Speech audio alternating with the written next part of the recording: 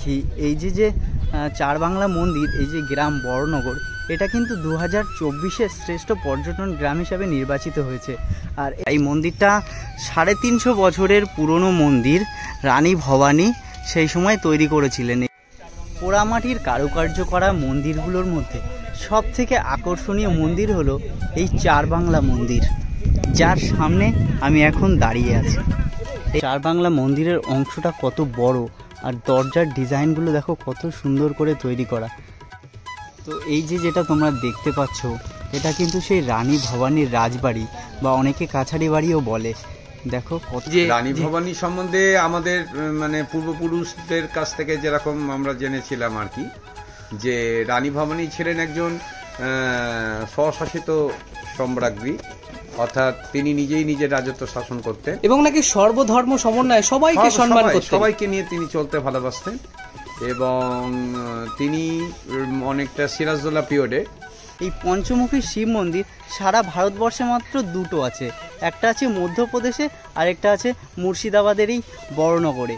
আর এই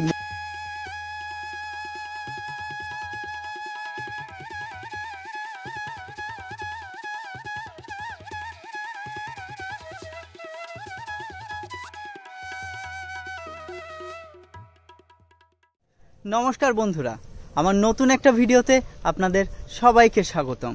আজকে আপনাদেরকে আমি নিয়ে চলে এসেছি ভারতের শ্রেষ্ঠ পর্যটনের তকমা পেয়েছে এইরকম একটি গ্রামে। হ্যাঁ, মুর্শিদাবাদের আজিমগঞ্জের বড়নগর। এই গ্রামটি ভারতের শ্রেষ্ঠ পর্যটন কেন্দ্রের তকমা পেয়েছে এই 2024 সালে। আর 2023-এ শ্রেষ্ঠ গ্রামের তকমা পেয়েছিল কিরিটেশ্বরী গ্রাম। তো এই গ্রামটি কেন এই শ্রেষ্ঠ পর্যটন কেন্দ্রের তকমা পেয়েছে সেটা আমি এই ভিডিওর মধ্যেই নিয়ে আসছি। তো ভিডিওটা তোমরা দেখতে থাকো, আশা করি আপনাদের খুবই ভালো লাগবে। দেখুন আপনারা, এই যে রাস্তার একদম পাশে বড়নগর রানী ভবানী বিদ্যাপীঠ, এটা হচ্ছে বড়নগর হাই স্কুল। আর এটা ঠিক একদম গঙ্গার পাশেই রয়েছে। দেখো এই যে গঙ্গা নদী, কত সুন্দর স্রোত বয়ে যাচ্ছে গঙ্গা নদীতে। আর এই নদীর পাশেই হচ্ছে এই যে বড়নগর হাই স্কুল। আর হাই স্কুলের পাশ দিয়ে এই যে রাস্তাটা, এই রাস্তাটা দিয়ে সোজা যাব রাজবাড়ি আর চার বাংলা মন্দির। দেখছো এই পাশেই গঙ্গা বা ভাগীরথী নদী। এই নদীর পাশ দিয়ে এই রাস্তা ধরেই চলে এসেছি আমি সেই বড়নগরের চার বাংলা মন্দির। এই হচ্ছে সেই বড়নগরের চার বাংলা মন্দির। এই যে চার বাংলার মন্দির, এই মন্দিরের ভিতরে এখন আমি প্রবেশ করব, কিন্তু এই মন্দিরের ভেতরে কোনো ভিডিও অ্যালাউ নেই, শুধুমাত্র ফটো তোলা যাবে। এই দেখো এখানে পুরো স্ট্রিক্ট ভাবে লেখা রয়েছে, ভিডিও ফিল্ম অপারেশনের জন্য এএসআই এর কাছ থেকে অনুমতি প্রযোজ্য। মানে ভিডিও করার জন্যে এএসআই এর কাছ থেকে পারমিশন নিতে হবে, তারপরে এর ভিতরে গিয়ে আমি ভিডিও করতে পারবো। কিন্তু এর ভেতরে এখন আমি যেহেতু যাচ্ছি, ফটো অ্যালাউ আছে, আমি কিছু ফটো তুলবো, সেই ফটো তুলে আমি দেবো আপনাদেরকে, আপনারা দেখে নেবেন এর ভিতরের সৌন্দর্য।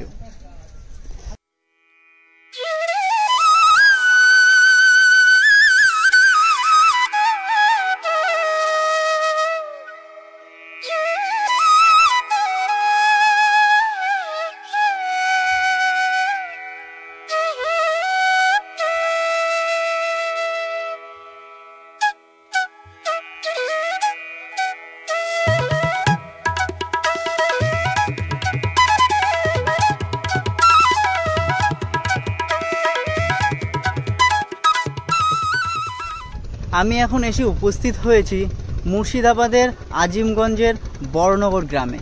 2024 সালে এই বড়নগর গ্রামটি সেরা পর্যটন কেন্দ্রের তকমা পেয়েছে। গ্রামটি নটর রাজ্যের রানী ভবানীর স্মৃতি এবং কীর্তির সাথে জড়িত।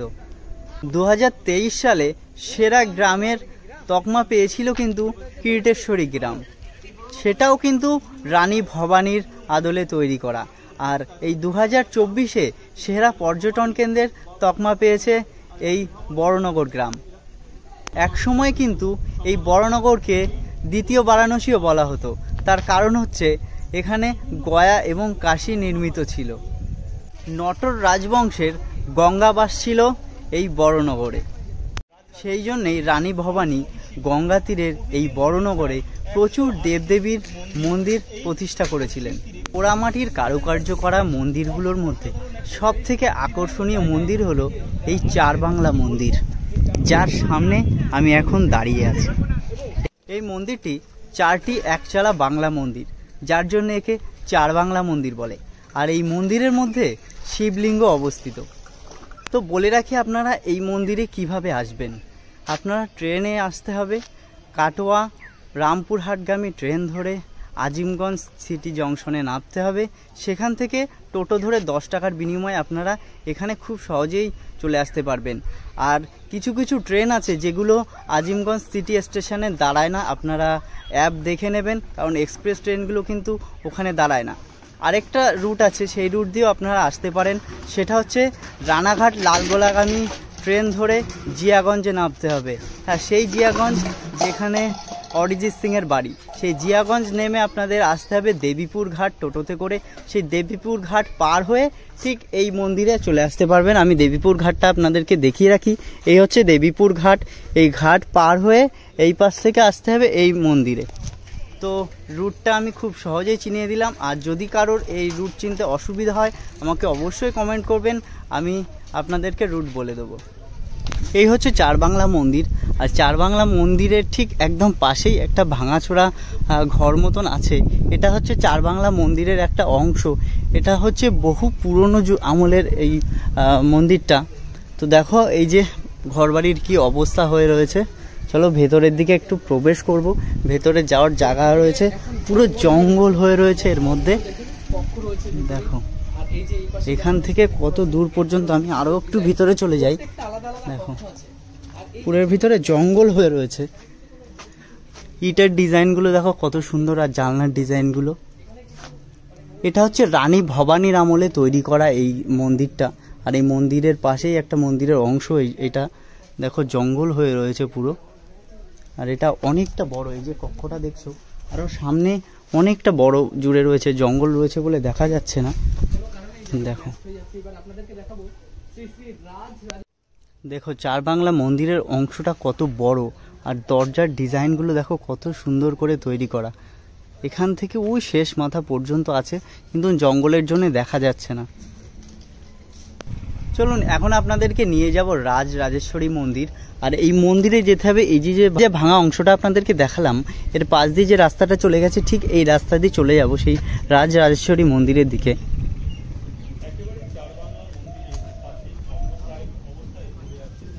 এই হচ্ছে সেই রাস্তা, এই রাস্তা দিয়ে চলে যাব রাজরাজেশ্বরী মন্দির। দেখো ওই সামনেই দেখা যাচ্ছে রাজরাজেশ্বরী ময়দান। আর এই পাশে রয়েছে কমিউনিটি স্যানিটারি কমপ্লেক্স। এই কমপ্লেক্সের ঠিক পাশেই এই যে মন্দিরটা, রাজরাজেশ্বরী মন্দির। চলো মন্দিরের সামনে নিয়ে যাই তোমাদেরকে আরো, আর মন্দিরটা পুরো ঘুরিয়ে দেখাই। এই হচ্ছে রাজরাজেশ্বরী মন্দির।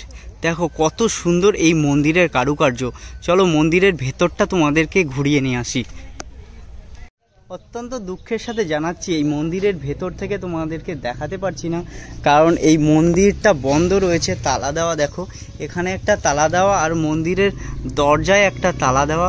আমি দেখাচ্ছি, এই দেখো বড় একটা তালা দেওয়া রয়েছে। মন্দিরটা খোলে না বহুদিন থেকে। মন্দিরের বাইরে থেকে আমি আপনাদেরকে দেখাচ্ছি। দেখো মন্দিরের কারুকার্য কত সুন্দর করে করা। এই মন্দিরটা 350 বছরের পুরনো মন্দির। রানী ভবানী সেই সময় তৈরি করেছিলেন এই মন্দিরটা। একটুখানি মিস্টেক হয়ে গেছে, আমি প্রথমে আপনাদেরকে বলেছিলাম এটা রাজরাজেশ্বর মন্দির, কিন্তু এটা রাজরাজেশ্বরের মন্দির না, এটা হচ্ছে ভবানীশ্বর মন্দির, এই যেটা দেখালাম। আর রাজরাজেশ্বর মন্দিরটা সামনেই ওই যে ছোট্ট যে একটা মন্দির দেখা যাচ্ছে, ওটা রাজরাজেশ্বরী মন্দির। এই যে মন্দির ভবানীশ্বর মন্দির, এই মন্দিরের ইনফরমেশান সব এই বোর্ডে দেওয়া রয়েছে। দেখো ভবানীশ্বর মন্দির বরানগরের সবথেকে উঁচু চুন ও বালির মন্দির। 1755 খ্রিস্টাব্দে রানী ভবানীর কন্যা তারাসুন্দরী দ্বারা নির্মিত এই মন্দির। তো এই ইন্ট্রোডাকশানটা তোমরা একটু পড়ে নাও। আর এর পাশে একটা রয়েছে যে সংরক্ষিত স্মারক অধিসূচনা ভারতীয় পুরাতাত্ত্বিক পর্যবেক্ষণ, ঠিক এর পাশে রয়েছে ইংরাজিতে ট্রান্সলেশন করা। এই দেখো একটু পড়ে নিও তোমরা ইনফরমেশনটা। তো এই মন্দিরটা 1755 খ্রিস্টাব্দে তৈরি করা হয়েছে। মন্দিরের ঠিক সামনে দুজনার মূর্তি রয়েছে, ঠিক বুঝতে পারছি না কাদের মূর্তি, মনে হচ্ছে রাধা কৃষ্ণের মূর্তি। আর এই পাশে একটা সাপের মূর্তি আছে, আর উপরে কৃষ্ণ লীলা করছে সেই রকমই বুঝতে পারছি। হ্যাঁ, এটা কৃষ্ণ লীলারই একটা মানে সিন তুলে ধরেছে এই মন্দিরের মধ্যে। আর এই পাশে হচ্ছে ওই কৃষ্ণ গাছে বসেছিল আর রাধারা জলে স্নান করছিল, সেই সিনটা কিন্তু এখানে তুলে ধরা হয়েছে। দেখো কত সুন্দর ছোট ছোট সূক্ষ্ম হাতের কাজ করে এই মন্দিরটা তৈরি করা হয়েছে। মন্দিরের আরেক পাশেও 3টে মূর্তি আছে, কিন্তু এই মূর্তিগুলো কিসের আমি বুঝতে পারছি না। তোমরা যদি জেনে থাকো এই মূর্তিগুলো কিসের, তাহলে অবশ্যই কমেন্ট করে জানিও। দেখো কত সুন্দর এই কারুকার্য মন্দিরের। দেখো মন্দিরের ঠিক সামনে শ্রীকৃষ্ণের লীলার যে কিছু অংশ সেগুলো কিন্তু তুলে ধরেছে। দেখো এই যে সামনেই রয়েছে শ্রীকৃষ্ণের আর রাধার কিছু লীলার অংশ। এই মন্দিরটা যেহেতু অনেক পুরনো আর চুন বালি দিয়ে তৈরি, সেহেতু মন্দিরের কিছু কিছু অংশগুলো খসে পড়ছে। দেখো মূর্তির কোনো মূর্তির হাত নেই, কোনো মূর্তির পা নেই, কোনো মূর্তির মাথা নেই, এগুলো সব খসে খসে পড়ে গেছে। আমি যে রাজরাজেশ্বরী মন্দিরের কথা বলছিলাম, এটা হচ্ছে সেই রাজরাজেশ্বরী মন্দির। এটা কিন্তু একটা দুর্গা মন্দির। আর এই মন্দিরের সামনেই কিন্তু আরেকটা মন্দির আছে, এটা একটা শিব মন্দির। দেখো কত পুরনো, তোমরা দেখলেই বুঝতে পারবে যে মন্দিরটা কত পুরনো। ইটগুলো খসে খসে পড়ে যাচ্ছে, আর মন্দিরের ডিজাইনটা দেখো কত সুন্দর। আর মন্দিরের উপরে পুরো আগাছা হয়ে গেছে। এত পুরনো মন্দির কিন্তু সংরক্ষণের কোনো ব্যবস্থা নেই। দেখো কি অবস্থা হয়ে রয়েছে মন্দিরটার। এই একটা মন্দির, আর ঠিক পাশেই রয়েছে আরেকটা মন্দির। এই মন্দিরটার ডিজাইনটা একই রকম প্রায়, কিন্তু ধ্বংসাবশেষ প্রায় একই রকম, ইটগুলো খসে খসে পড়ছে। অনেক পুরনো মন্দির। তো চলো এই রাজরাজেশ্বরী মন্দিরের ভেতরে এখন প্রবেশ করব। এই হচ্ছে প্রবেশ পথ। দেখো এই হচ্ছে প্রবেশ পথ। আর এখানে কিছু ইন্ট্রোডাকশন দেওয়া আছে। মন্দিরের প্রাঙ্গণে মদ্যপান নিষেধ, মন্দিরের প্রবেশপথে সাইকেল অথবা কোনো প্রকার যানবাহন রাখবেন না, মন্দিরের জুতো পরে প্রবেশ নিষেধ, এরকম কিছু ইন্ট্রোডাকশন আছে। এবার ভেতরে তো সিসিটিভি ক্যামেরায় যে লাগানো রয়েছে, ভেতরে ছবি তোলা যাবে কিনা আমি সঠিক জানি না, তবুও চেষ্টা করছি আমি ভেতরে ঢুকে দেখানোর জন্যে। তো এই হচ্ছে মন্দিরের ভেতরে অংশ। আর এই হচ্ছে মন্দিরের পাশে একটা মন্দির রয়েছে, শিব মন্দির। দেখো মহাদেবের কতগুলো মূর্তি এখানে রাখা রয়েছে, শিবলিঙ্গ। এই একটা বড় শিবলিঙ্গ, আর এই দেখো কতগুলো শিবলিঙ্গ চারপাশ দিয়ে সাজানো রয়েছে। দেখো কত সুন্দর এই মন্দিরটা। তো এই রাজরাজেশ্বরী মন্দিরের যে পুরোহিত মশাই, তার কাছে এই মন্দিরের বিশেষত্বটা একটু জেনে নেব আমরা। চলো। সারা আমাদের এই ভারতবর্ষের মধ্যে একটু বিশেষত্ব বলুন। মানে আমাদের মন্দির রানী ভবানীর প্রতিষ্ঠিত করা, বাংলাদেশের নাটোরের রানী ভবানী, নাটোরের অর্ধবঙ্গেশ্বরী ছিলেন উনি। আচ্ছা আচ্ছা। তো উনি এই মন্দির নিজে হাতে প্রতিষ্ঠা করেছিলেন এবং দীর্ঘ বছর ধরে এই মন্দিরে বিভিন্ন রকম অনুষ্ঠানের মাধ্যমে বহু গরিব দুঃখী ছিল, কিন্তু ওনার বংশের উত্তরাধিকারী শেষ হওয়াতে এখন বর্তমানে ট্রাস্টি করে গেছে। বহু গরিব দুঃখী ছিল মানে কি অন্যান্য প্রান্তের? অন্যান্য প্রান্তে গঙ্গার ওকুল থেকে এখানে সে ভোগান্ন গ্রহণ করত তারা। আচ্ছা, সে এই মন্দিরে, এই রাজরাজেশ্বরী মন্দিরে মানে প্রতিদিন কি ভোগান্ন দেওয়া হয়? প্রতিদিন মায়ের এখনো ভোগান্ন প্রতিদিনই হয়, কিন্তু এখন তো বর্তমানে মানুষকে একটা দক্ষিণা স্বরূপ ভোগান্ন গ্রহণের ব্যবস্থা করা হয়। বলছি মন্দির মানে খোলার টাইম কটা আছে? খোলা সকালবেলাতেই, ভোরবেলাতেই মন্দির পয় পরিষ্কার, মায়ের জাগরণ সব হয়ে যায়। আচ্ছা, অনুষ্ঠানটা কোন সময় হয় আপনাদের? যে সময় অনুষ্ঠান হয় চৈত্র মাসে বাসন্তী পুজোতে। আচ্ছা, চৈত্র মাসে এবং বাসন্তী পুজোতে, যেহেতু এটা দুর্গা মন্দির রাজরাজেশ্বরী। আচ্ছা, ওই মন্দিরের ওই দুর্গা মূর্তিটা কি দ্বারা নির্মিত? এটা অষ্টধাতুর। আচ্ছা, এটা অষ্টধাতুর। ও আচ্ছা আচ্ছা, ধন্যবাদ আপনাকে, অনেক কিছু জানতে পারলাম। ধন্যবাদ, ভালো থাকবেন। এই হচ্ছে মায়ের বিগ্রহ, কিন্তু বিগ্রহের ফটো তোলা নিষিদ্ধ, ভিডিও করা নিষিদ্ধ এখানে। তবু আমি তোমাদেরকে দেখানোর জন্য একটুখানি ভিডিওটা করছি। দেখো তো এই মন্দিরের ঠিক সামনেই রয়েছে একটা ঘেরা দেওয়া জায়গার মধ্যে পদ্ম ফুল। পদ্ম ফুল অবশ্য ফোটেনি, পদ্ম যে গাছগুলো লাগানো রয়েছে দেখো এখানে সব রয়েছে গাছগুলো, আর এখানে ছোট ছোট মাছও ছাড়া রয়েছে, যেগুলো আপনারা দেখতে পাবেন না, কারণ মাছের কালার জলের কালার একই রকম হয়ে গেছে। দেখো কত সুন্দর এই পদ্ম গাছগুলো ফুটে রয়েছে। এই হচ্ছে সেই মন্দির। তো আপনাদেরকে আরেকটা কথা বলে রাখি, এই যে চার বাংলা মন্দির, এই যে গ্রাম বড়নগর, এটা কিন্তু 2024-এর শ্রেষ্ঠ পর্যটন গ্রাম হিসাবে নির্বাচিত হয়েছে।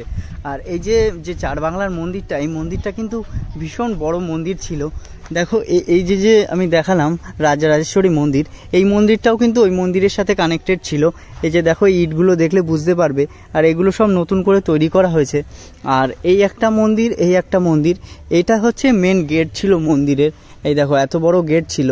আর ওই যে সামনে যে মন্দিরটা রয়েছে, আর চার বাংলা মন্দির ওই দিকে দেখালাম আপনাদেরকে। এই প্রত্যেকটা মন্দির কিন্তু একই সাথে ছিল, মানে একটা মন্দিরের সাথে একটা মন্দির কানেক্টেড করা ছিল, ঠিক আছে? একটা মন্দিরের সাথে যেন আরেকটা মন্দিরে যাওয়া যায়। তো কালের নিয়মে কিন্তু রাস্তাঘাট কিন্তু সব বড় হয়ে গেছে, আর মন্দির কিন্তু বেশিরভাগ মন্দিরই সব ভেঙে চুরে গেছে। দেখো এই একটা মন্দির ছিল, আর এই একটা মন্দির ছিল। দেখো এই মন্দিরের একটা অংশ ছিল এখানে, সেটা এখন বাড়ি হিসাবে তারা ব্যবহার করছে। এই দেখো এই একটা মন্দির, এই একটা মন্দির, এই একটা মন্দির, আর এটা হচ্ছে রাজরাজেশ্বরী দেবীর মন্দির দেখালাম।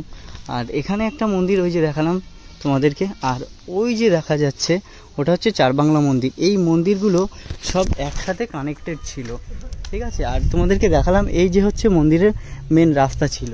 তো এখন কি অবস্থায় হয়ে রয়েছে তোমরা দেখতে পাচ্ছ, এতগুলো মন্দির একসাথে কানেক্টেড ছিল। তো এই যেটা তোমরা দেখতে পাচ্ছ, এটা কিন্তু সেই রানী ভবানীর রাজবাড়ি, বা অনেকে কাছারি বাড়িও বলে। দেখো কত পুরনো সেই বাড়ি। তো এই বাড়িতে একজন বসে রয়েছে, বয়স্ক লোক। চলুন দেখি তার সাথে কথা বলে দেখি। তো এই কাছারি বাড়িতে এমন একজন মানুষ রয়েছে, যার সাথে আপনাদের পরিচয় করিয়ে দেব। ইনি হচ্ছে রানী ভবানীর বংশধর। তো ইনার সাথে সরাসরি কথা বলে নেব। হ্যাঁ ভালো। আচ্ছা, আপনার নাম? আমার নাম সুরজিৎ রায়। সুরজিৎ রায়। আচ্ছা, আপনার মানে এখন কি আর মানে আগে পুরনো ওই ইয়ের সাথে যোগাযোগ আছে? মানে এখন কি যান আর কি, নাকি আপনাদের কোথায় দেশের ইয়েতে? না, এখন আর যাওয়া নেই বা যোগাযোগও নেই বলতে পারেন। আচ্ছা আচ্ছা আচ্ছা, এই জায়গাটাকে যে রানী ভবন বা যে রাজবাড়িটা বলে, আপনারা তো সেই বংশেরই লোক একদম। আচ্ছা, আপনি কোন পূর্বপুরুষ? মানে আমরা হচ্ছি 13 জেনারেশন, 13তম জেনারেশন। আচ্ছা, তো হচ্ছে এই যে বাড়িটা, এই বাড়িটা তো মানে সবাই বলে, অনেকে বলে রাজবাড়ি। তা এই আপনি বলছেন কাছারি বাড়ি। এটা কাছারি বাড়ি, মানে রাজবাড়িটা পেছনে ছিল, ওটা অনেকটাই এখন ধ্বংস প্রায়। আচ্ছা, কিছুই বেঁচে নেই, কিছুই বেঁচে নেই এখন। আচ্ছা আচ্ছা, এটা এই জায়গাটা নিয়ে আছে, এটা মোট 92 বিঘার উপরে ছিল রাজবাড়িটা। আচ্ছা, পুরোটা রাজবাড়ি তো নেই, বাড়ির ভিতরের যে আসবাবপত্র না, এটা রাজবাড়ির পেছনটা ছিল, পেছনের অংশটা সমস্তটাই ভেঙে গেছে। আচ্ছা আচ্ছা, এখন এই যে জায়গাটা দেখা যাচ্ছে, এটাকে বলা হয় কাছারি বাড়ি। আচ্ছা আচ্ছা, এখানে সমস্ত নায়েব গোমস্তারা থাকতো, জমি রাঁধুনিরা থাকতো, এসব রান্না বান্না হতো, এই সমস্ত কিছু হতো এখানে। আচ্ছা, আপনি একটুখানি পেছনে যান তাহলে, মানে হ্যাঁ এইবার ভালো আসছে। আচ্ছা, তো হচ্ছে ব্যাপারটা হচ্ছে কি, আপনি ওই রানী ভবানীর সম্বন্ধে কিছু যদি একটু বলতেন।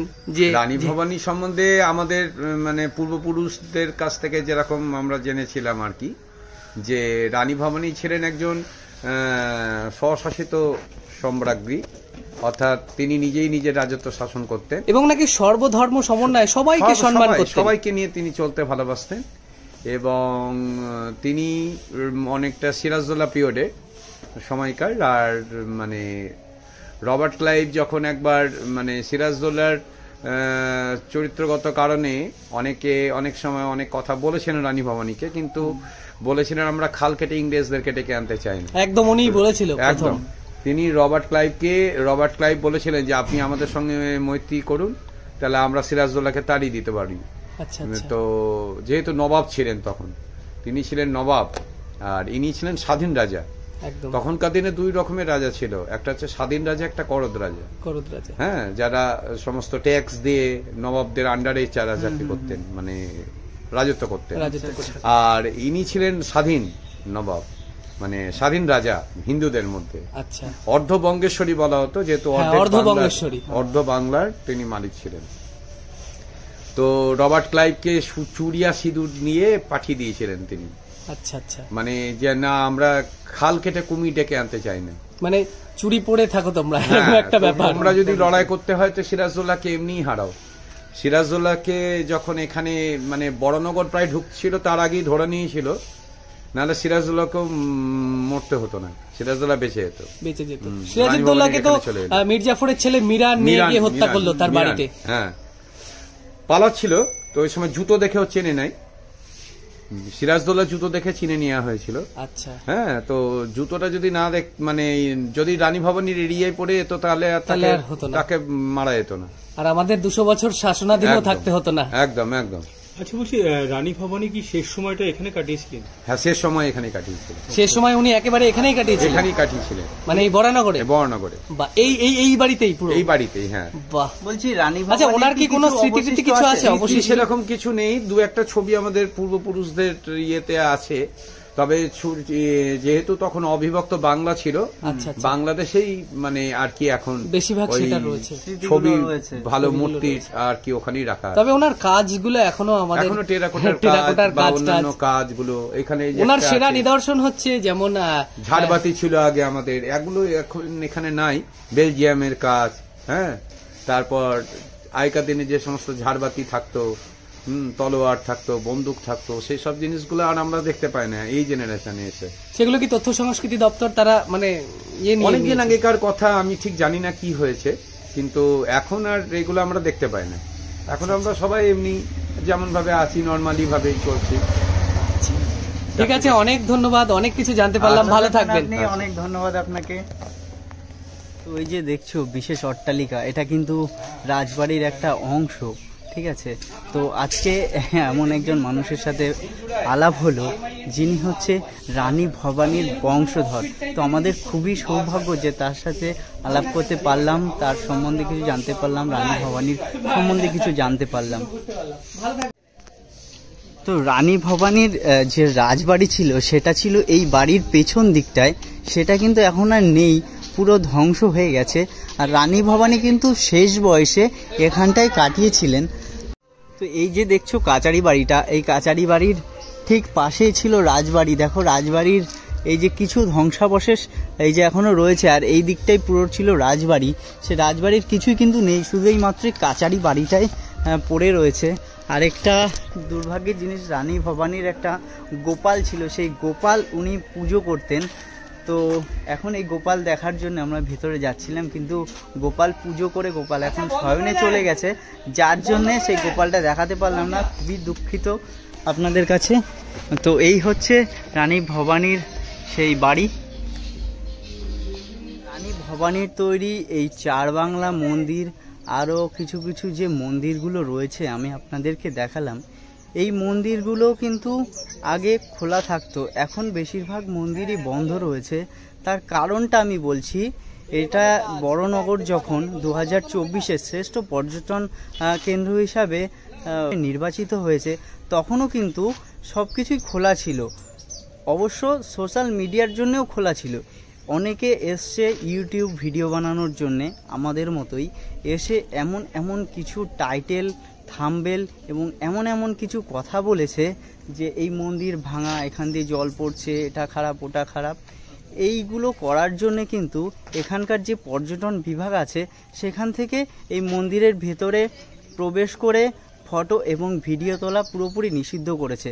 তাই আপনাদের কাছে যারা ভিডিও বানাবেন, আপনাদের কাছে একটাই রিকোয়েস্ট আমার, যে আপনারা আসুন, ভিডিও বানান, কিন্তু এমন কিছু করবেন না যাতে যারা পর্যটনে আসবে, ঘুরতে আসবে, তাদের কোনো প্রবলেম হয়। তো এই কথাটা একটুখানি মাথায় রাখবেন। দেখো এই একটা শিব মন্দির, কত সুন্দর কারুকার্য করে শিব মন্দিরটা তৈরি করা, সামনের টেরাকোটার কাজ করা রয়েছে, কত সুন্দর। এটা হচ্ছে রানী ভবানীর তৈরি যে চার বাংলো মন্দির, সেই মন্দিরে যাওয়ার পথে কিন্তু এই মন্দিরটা বাঁধে। আর এই মন্দিরের নাম হচ্ছে পঞ্চমুখী শিব মন্দির।